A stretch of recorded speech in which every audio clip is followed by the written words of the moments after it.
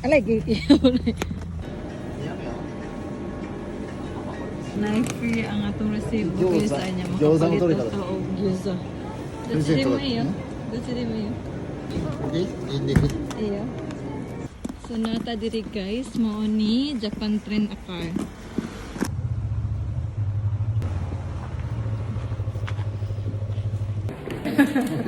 Mao ni hitsura sa karaoke diri guys.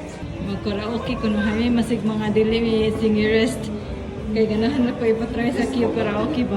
Samirang tuloy niya among foods kay mo ni food trip. Nani hapon naman midaan. Chichirya na lang. Ngunit sura sa karaoke diri guys. Ni diri ang atong pilianan sa kanta. Ni mo ni Mike. Oh Mike Akio. Akang Mike.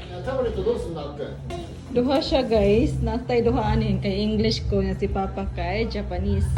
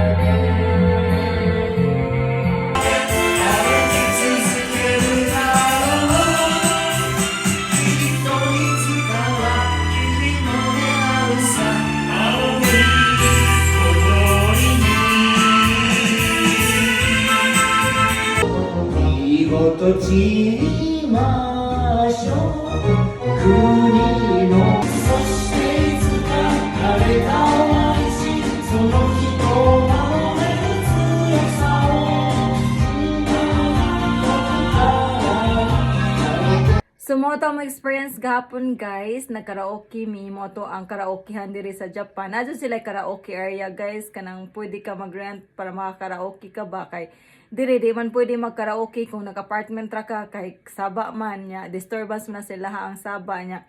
Kung apartment ka nya madungog ka sa silingan kay pwede na sila malikramo or pwede ka nila ipapulis. Pero kung inyong balay na may balay nya soundproof kay pwede ra mo mag-karaoke. Then katong among karaoke gahapon guys kay ang bayad ato per hour kay 750 mga 300 sa peso.